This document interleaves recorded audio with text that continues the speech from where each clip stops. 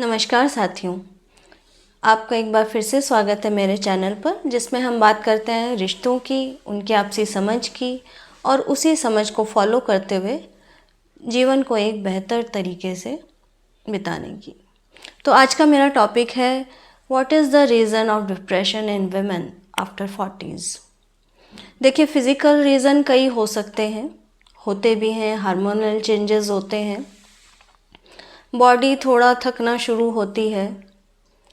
लेकिन अगर emotional level पर हम इस चीज़ को समझने की कोशिश करें तो इसका रूट कॉज शुरू होता है हमारी जो इंडियन मेंटलिटी है, बेटियों की परवरिश की, वहाँ से। क्योंकि जब बेटियाँ बड़ी होती हैं तो जैसे वो कहीं भी घूमने जाना चाहती हैं या कुछ भी उनके मन का हो, तो एक स्टेज पर आते आते माता पिता उनको ये कहना शुरू कर देते हैं कि अब हो गया है, अब तुम अपना जो भी है वो शादी के बाद देखना। तो इससे उनके माइंडसेट में एक ये फीलिंग आ जाती है कि शादी के बाद मुझे काफ़ी अधिकार मिलने वाले हैं, जहाँ कि मैं अपने फ़ैसले खुद ले सकती हूँ और चीज़ें अलग होंगी। लेकिन अगेन शादी के बाद होता है कि जो समाज में हमने छवि बना रखी है एक आदर्श स्त्री की, कि वो एक अच्छी माँ हो, एक अच्छी बहू हो, अच्छी पत्नी हो, और उसको उसी पैरामीटर पे चलना होता है। तो इन पैरामीटर्स पे चलते हुए जो बड़े कहते हैं या जो पार्टनर कहता है, उसी के अकॉर्डिंग वो अपने आप को ढालना शुरू कर देती है, क्योंकि उस पर लगातार ये प्रेशर होता है कि उसको एक अच्छा इंसान इन लोगों की नज़रों में बन के दिखाना है। तो वो धीरे धीरे जो उसकी इच्छाएं हैं, उसके मन की बातें हैं, वो कहना या बताना छोड़ती जाती है। लेकिन एक ह्यूमन बीइंग होने के नाते अगर वो सबके लिए खुशी के लिए काम कर रही है तो उसके सबकॉन्शियस में कहीं ना कहीं हर बार ये एक्सपेक्टेशन रहती है कि जैसे मैं सबके लिए इतना कर रही हूँ या जिस तरह से मैं सबके लिए सोच रही हूँ मेरे लिए भी सोचा जाएगा। तो वो ये डिज़ायर करते करते अपनी फीलिंग्स को कहना या बोल के बताना बिल्कुल भूल जाती है। और यही फीमेल्स की बहुत बड़ी ये कमी मैं कहूँगी यही होती है कि वो मतलब सामने वाले से चाहती हैं कि वो बिना कहे उसके मन की बात समझ जाए। इसके चलते वो अपने मन की बात कभी भी अपने पार्टनर्स तक से भी नहीं कहती हैं। तो ये इच्छाएं दबा दबा के उसकी लाइफ चलती रहती है। बच्चे होते हैं, अब बच्चे होने के बाद थोड़ा टाइम बाद स्कूल जाना शुरू करते हैं। तो अगर तो वो वर्किंग है तो ऑफिस जाने आने में, वहाँ पे लोगों से घुलने मिलने में, बाहर निकलने से उसका काफ़ी टाइम घर के माहौल से या अपनी जो उसके दिमाग में इच्छाएं पल रही होती हैं उससे अलग चला जाता है और वो थोड़ा रिलैक्स फील कर लेती है। लेकिन अगर तो वो हाउसवाइफ है, अब बच्चों के जाने के बाद उसके पास बहुत सारा खाली टाइम रह जाता है। फिर उस टाइम का यूटिलाइज कैसे करती हैं? फ़ोन स्क्रॉल करके, फेसबुक या इसी तरह के कहीं भी कुछ भी रील्स देखना, सीरियल्स देखना, इस तरह से अपना टाइम पास करती हैं। अब वो सीरियल्स भी किसी भी तरह के जिसमें कि लेविश लाइफ और जहाँ पे मतलब औरतों को कुछ काम नहीं करना होता, वो एक बस सच संवर के अपनी एक अलग लाइफ जी रही होती है, उससे कहीं ना कहीं खुद को रिलेट करना शुरू कर देती हैं और अपने अंदर उसको कमी लगने लग जाती है और वो चाहती है कि इसी तरह की लाइफ होनी चाहिए। जबकि वो एक बहुत कम परसेंट है, वो चमक दमक सिर्फ देखने भर की होती है। या फिर दूसरा एक तरीका जो मैं आजकल देख रही हूँ कि यंग एज की जो फीमेल्स हैं वो भी कि प्रवचन सुनने जाने लगती हैं। अब यहाँ पे प्रवचन सुनने जाना कोई, मैं नहीं कह रही बुरी बात है, लेकिन आप कहाँ सुन रहे हो और क्या सुन रहे हो, इस चीज़ पे बहुत सारी डिपेंडेंसी होती है।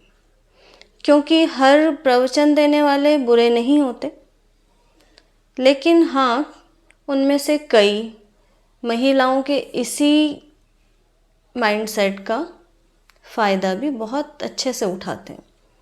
क्योंकि वहाँ जाके उनको फीलिंग दी जाती है कि आप बहुत ही ग्रेट महिला हैं, जो इतना सब अपने परिवार के लिए कर रही हैं, फिर भगवान में भी अपना ध्यान लगा रही हैं, तो आपसे महान कोई भी नहीं है।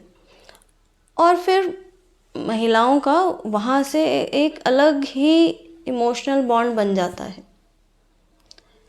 तो ये जो उनको वहाँ जाके खुशी मिलती है वो बहुत थोड़े समय के लिए होती है, क्योंकि वापस लौटकर उनको घर में उसी दुनिया में आना है, वहीं उन्हीं लोगों के पास रहना है जहाँ से उसकी एक्सपेक्टेशन बंधी हुई है। और फिर उसके दिमाग में यही चल रहा होता है कि मतलब मेरे इमोशंस तो कोई कहीं एड्रेस नहीं हो रहे।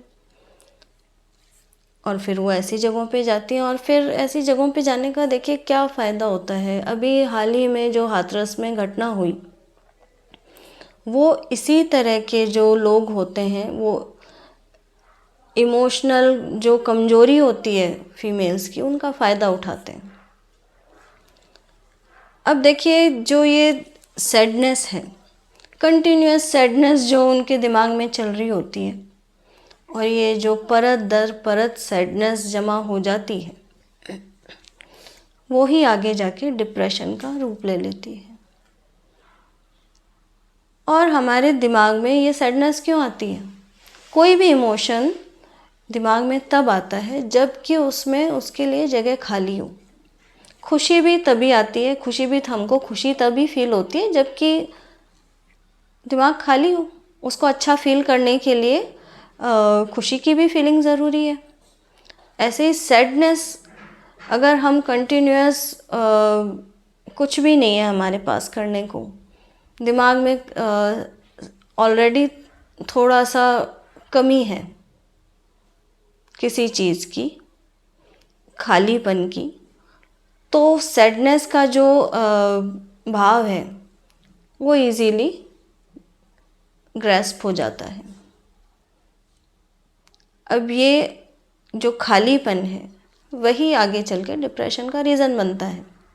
तो कैसा हो अगर ये खालीपन ही हटा दिया जाए? मेरे कहने का मतलब है कि हम अपने दिमाग को इतना खाली छोड़ ही क्यों रहे हैं कि उसमें नेगेटिविटी को या फिर कोई भी एक्सपेक्टेशन को या कहें ओवर एक्सपेक्टेशन को हम जगह दे रहे हैं। अगर हम अपना टाइम एक अच्छे काम के लिए लगा दें तो हम में खालीपन नहीं रहेगा। देखिए सच्ची खुशी तो हमें तब मिलती है कि जब लाइफ में फुलफिलमेंट हो, और फुलफिलमेंट तब मिलता है जबकि हम किसी पाथ पे चलें, कुछ पर्पस हो लाइफ में और उस पर काम करें। अगर हमारे पास कुछ भी नहीं है करने को, हम खाली बैठे हैं, सिर्फ अपने दिमाग के घोड़े दौड़ाए जा रहे हैं कि ऐसा होता तो ऐसे हो जाता, तो उससे तो लाइफ नहीं चलती। तकलीफ़ें, संघर्ष सभी के जीवन में होते हैं। आपके हस्बैंड या जो मेल्स हैं ऑफिस में जाते हैं, काम करते हैं, स्ट्रगल उनके लिए भी कम नहीं है। बच्चे स्कूल पढ़ने जाते हैं, स्ट्रगल उनके लिए भी कम नहीं है। आज का कंपटीशन जो देख रहे हैं वो आपके सामने है। तो लाइफ तो उनके लिए भी इजी नहीं है, लेकिन उसको हम एक उसकी जगह हम सैडनेस भर दें या फिर कुछ ना करके सिर्फ शिकायतें करते रहें, तो उससे तो कुछ नहीं होने वाला है। इसका दूसरा तरीका ये है कि हम अपने आप को खाली ही ना छोड़ें। अब आज ज़रूरी नहीं है कि आप बाहर जाके काम करें, आप घर में से काम कर सकती हैं। हर स्त्री में कुछ ना कुछ स्किल ज़रूर होती है। अब वो उन स्किल का यूज़ कर सकती हैं। आप टिफ़िन सेंटर खोल सकते हैं, आप बच्चों को पढ़ा सकते हैं, आप क्रैच खोल सकते हैं, आप गार्डनिंग कर सकते हैं। पर्पज़ है अपने आप को बिज़ी रखना, अपने दिमाग को बिज़ी रखना, जिससे कि आपका जो इंटरेस्ट की चीज़ें हैं उनको आप खुद कर पाएँ। आप क्यों दूसरों से एक्सपेक्ट कर रही हैं कि खुशी वहीं से ही मिलेगी? आप अपनी खुशी के लिए खुद क्यों नहीं सोच सकती हैं? आप अपने लिए समय निकालना शुरू कीजिए अभी से। अपने इंटरेस्ट पे काम करना शुरू कीजिए अभी से, जिससे कि आपको खालीपन का एहसास ही ना हो। जो यंग मदर्स हैं उनको भी मैं कहना चाहूँगी कि आप अपनी तैयारी इस तरह से रखें कि बच्चों के स्कूल जाने के बाद आपको कुछ प्रोडक्टिव करना है, कुछ ऐसा करना है जिससे आपको खुशी मिल रही है। और देखिए, खुशी तभी मिलेगी जब आपको कुछ गेन होगा। तो कुछ भी ऐसा काम कीजिए जिससे कि आप अर्न कर सकें। आपको तभी फुलफिलमेंट का एहसास होगा, अपनी वर्थ का एहसास होगा, जबकि आप कुछ करके और कुछ पा रही हैं। तो इस पे आप काम करना शुरू कीजिए और अपने काम जो आप ओवरबर्डन होके काम करती जाती हैं और फिर सामने वाले से एक्सपेक्ट करती हैं कि वो बिना आपके बताए आपकी तकलीफ़ को समझ ले और आपकी मदद कर दे, तो ऐसा तो नहीं होने वाला है। आपको अपने काम बांटने होंगे, आपको अपनी हेल्प के लिए बोलना होगा, चाहे बड़े हों चाहे बच्चे। उनसे कहकर आपको अपनी तकलीफ़ बतानी होगी। इससे दो चीज़ें होंगी कि आप जो अपना सारा समय सिर्फ दूसरों के लिए अभी ये अरेंज करना है, तब वो कपड़े तरीके से रखने हैं, और मतलब सिर्फ उन्हीं कामों में, घर के कामों में अपने आप को इस तरह से इन्वॉल्व किए जा रही हैं कि जैसे आपके पास और कोई काम ही नहीं है, मतलब आप कुछ और कर ही नहीं सकती हैं।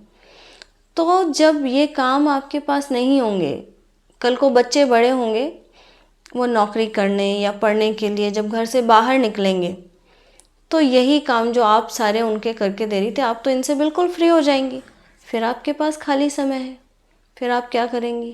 क्योंकि आपने तो कुछ और सोचा ही नहीं है। तो इनसे बाहर निकलिए, अपनी लाइफ को एक अच्छा पर्पस दीजिए, उस पर काम कीजिए, जिससे आपको एक फुलफिलमेंट आए और अपनी लाइफ आपको बोझ सी ना लगे, जीने लायक लगे, खुशनुमा लगे। क्योंकि एक खुश महिला ही पूरे घर और पूरे समाज को खुशी दे सकती है। इस पे मेरा अगला वीडियो बनाने वाली हूँ, उसको आप मिस मत कीजिएगा। अभी के लिए थैंक यू।